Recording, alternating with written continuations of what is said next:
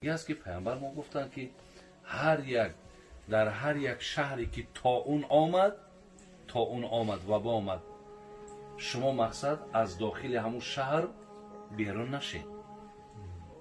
نشین.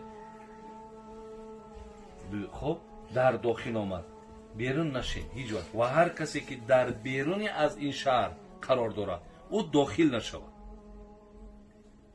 برای همین بود که همین حضرت عمر رضی الله عنه وقتی که آمد شام، همین وقتی هم بیماری آمد، بعدا وقتی پیشوازش گرفتن و تکلیفش کردن، گفت به سمع من رسید که در جای شما وبا آمدگی.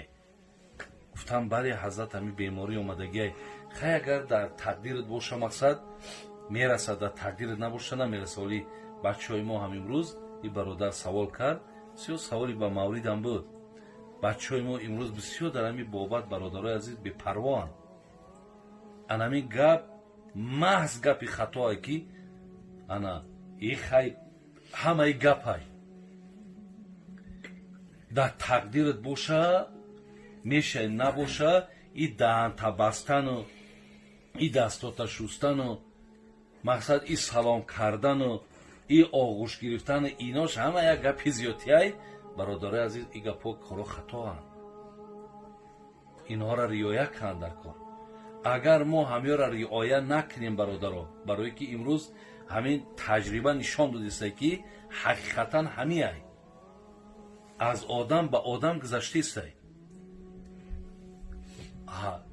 ما را پیامبر نازنین گفته است که این نلی بدنی که علیک حق، بدنهاتون بالاتون حق دارن. حقی ایرا رعایت که، گرسنه شید سیرش که، تشنه شید سیرابش که، بیمار شید طبابتش که، اینه طریق حالت ها آمد حفظش که. نگفته است که خیلی تقدیر درست میگین، ما هممون میگیم چیزی در مقدرات باشد او حتما شدنیه، لیکن پیشگیریش هم حضرت عمر چرا ندار آمد؟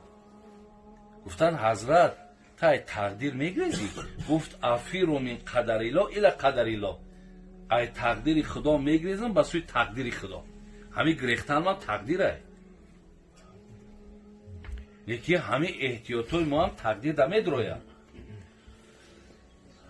برای همین بچه های این مسئله در بینیایت به اهمیت نباشید، هیچ وقت به اهمیت